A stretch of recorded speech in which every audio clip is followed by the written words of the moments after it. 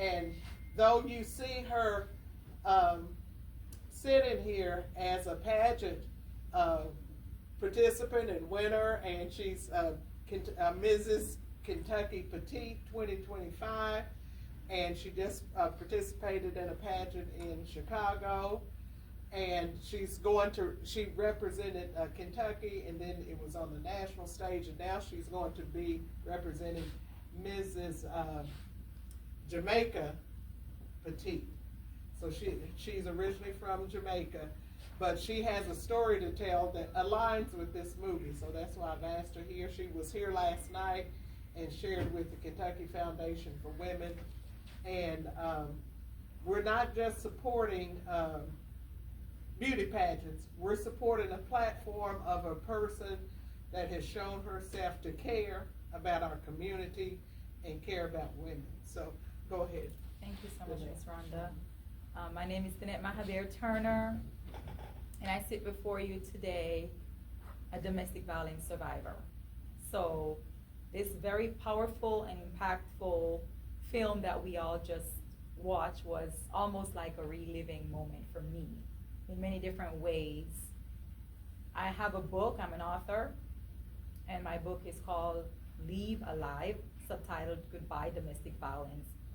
And I wrote that book as a guide to help other victims navigate the different aspects of domestic violence that I wish I had access to when I was going through domestic violence and trying to escape.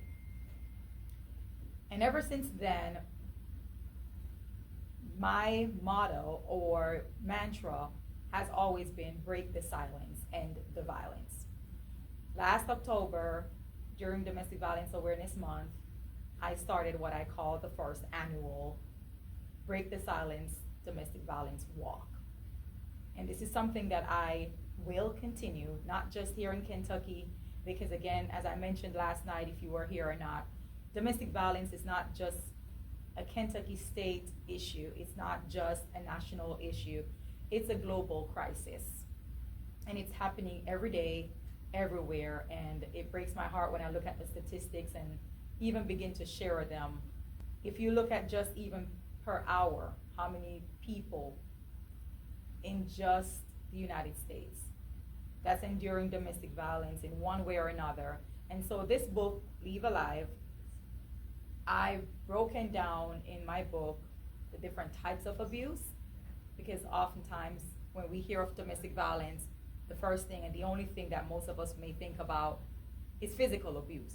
We've seen some of the physical abuse here in this film, but there is way more abuse than we've seen, and that we can see, right? There is abuse that you cannot see, and those scars stay with you longer than the physical that heals.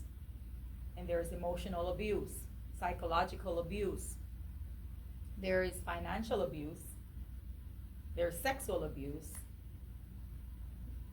reactive abuse. There's different types of abuse, and we could go on and on and on. And so today I'm going to use the topic Break the Silence, and from pain to power. And for me, I've turned my pain to purpose and power. Thus the reason I'm able to boldly sit in front of you and share my story. I left when I was 7 months pregnant. I left Jamaica, came to the United States, moved to New Jersey, and was ready for the life I thought I was going to have. And then I became a domestic violence victim during my pregnancy, and having to navigate life through all of that. Left my family back home. Now I'm in a whole nother country, trying to navigate life, and now here I am trying to run for my safety. And so in this film, and I'll just touch on a little bit of parts of it, and thank you so much, Rhonda, for allowing me to speak after such a powerful film. 100 years later. We saw in the film, she ran away to Atlanta to escape my abuser. I ran away from New Jersey to Nashville, Tennessee. And then I thought my troubles would be over, but that's just when they all began. The after effect that nobody prepared me for. I've written aspects of my book to help navigate, because I thought when I left New Jersey, I'm in big America, right? New Jersey itself was big as a state. I left New Jersey and 1,000 miles away. And I was like, okay, that took me courage. That took so much out of me in such a vulnerable stage of my life, a first-time mom, an immigrant. And I'm like, okay, I'm willing to start over. I'm willing to start over my life at my lowest point. I have to choose life for me and my baby. So after, gathering all those thoughts and being bold and courageous to walk away and run away, I thought, okay, if I go far enough, my troubles would be over. I was stalked, I was threatened, I was scared for my life, I came off the radar, I got orders of protection, they got violated, so I went back for extended orders of protection. There were charges for stalking against my abuser. It just went on and on and on, and I did not see any of it coming. And then, not to mention talking about getting counseling to be who I am sitting in front of you today. It didn't just happen, it's a whole process. And last night I shared about the caterpillar to the butterfly. And oh my gosh, it has been such a surreal moment. It has been such a moment where I'm driving in my car today, and on Caleb, they're talking about transformation, talking about that uncomfortable stage that you get in, and you just want to get out of it, but it's part of the whole process. You cannot skip parts of the process. And I sit before you as a woman of resilience today. And I had to go through every single phase of that for me to sit here and be an advocate for domestic violence awareness, to have written a book and talk about my story on many different platforms, from podcasts to TV shows, to just wherever I get access to talk about my story, because my journey and my story will truly inspire someone else, and that is what it's all about.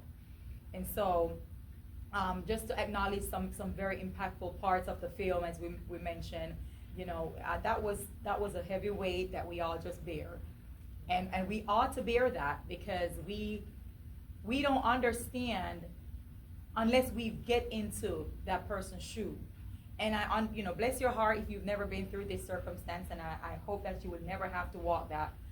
But I embrace my journey, because I strongly believe that God has allowed me to endure that so I can help somebody else, because I've walked that. I have that firsthand experience. So I know what it feels like, right? I know what it feels like. And the alcoholism that we've seen in this, that was a part of my story as well. The last, and I'll just share little bits, because I'm not trying to stress you out more than we have been from watching this film. I was in Maryland. I was 7 months pregnant. I was already being abused physically, mentally, emotionally, psychologically, you name it, all of it. And I went to perform on a show in Maryland. My abuser and I were there. We were like 5 hours from home in New Jersey to Maryland. Hours went by. I didn't know where he was. Came back into the hotel room, extremely drunk. And the only thing I said, and the only thing I did, was pick up a room key and said, I am not staying in here with you. That's all. And the next thing I know, from walking toward the door, I was pinned down on the bed, 7 months pregnant, with my 2 hands over my head.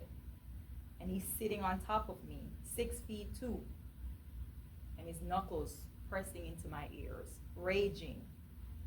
And I saw my life flash before me. And as I sat there, I knew if I didn't do something or move my body or shift, I'm just gonna die. And I had to take the weight of my body, a petite woman sitting in front of you, and shift myself to shift his knuckles from my ears. And I'm looking up at the rage, the anger in his face. And all I could say as I stare at him in fear of my life was, are you trying to let me lose this baby? And when I tell you, just the moment of me hearing those words coming out of my mouth was my wake-up call that no matter where I go, how I get out of here, I gotta get out of here. I couldn't do anything then because I was away from home. My passport, my belongings, my documents, everything is 5 hours away. But immediately, I knew I had to start making my moves, making my plans. And as soon as we got back home, because I've tried to leave twice before and was pinned to walls, I knew I could not leave when my abuser was there. So one day, he went to work, and that's when I made my move. Never to return. There are stories of women and men. You know, you go back up to 7 times. I was truly blessed to have decided this is not where I belong. Then I became a single mom, having to do it all on my own. But I chose to use my story to share with audiences just like this, because somebody's going to hear my story and know that I am not what happened to me. I am more than a conqueror. I am fearfully and wonderfully made. And God has greater plans for my life. And so in those moments, I felt hopeless. I felt, I questioned God. I was like, why me? Why me? And this is a surreal moment for me, a full circle moment, because a year and a half ago, I started writing notes to create that story into a documentary. I haven't gone any further yet, but all the people who were part of my journey, I have a note of how I want this documentary to be and how I want to play it out. Similar, but it's going to be words. And these different people who helped me in my life, I would love for them to speak about the parts. For example, I walked away from that hotel in Maryland, pretending I was going down to Burger King to get a meal, just so I could make a phone call. Please put me up somewhere, help, save my life. And that person never said no. That person said, come. That person saved my life. And the morning when I was packing up my stuff after he was gone for work, a lady from Trinidad and Tobago was like a second mom to me, because I was isolated. I couldn't make friends because my abuser did not want me to make friends. And so I was working at a job and I became friends with her, and she was like a mother figure to me. And that lady came in a cab when I said he's gone, and I'm 7 months pregnant, coming up and down the stairs, trying to pack everything into bags to get out of there. These people are part of my story. They helped me along the way. They helped me along the way. And so this whole movie that you're watching, this film and things like these, is helping to educate us all. How can we help someone else? What are the signs that we look for? How do you know someone is being abused if they don't tell you? Someone at work, someone in your family, your neighbor, children that are in abusive homes. What are we looking for? How are we identifying those? How are we making a difference? How are we breaking the silence? How are we assuring those victims, current victims right now, how are we assuring them that if you break the silence, I am readily available to help you however I can? Whether it's finding a domestic violence shelter, advocacy centers, counseling resources, legal resources, how are we readily available to help and to be the voice for the voiceless? So I challenge all of you in this room today. You bear the burden of this film, and you've heard my story. I challenge you today, do some more research, look at the statistics, and see how you too can become an advocate for domestic violence. Thank you guys so much. Thank you.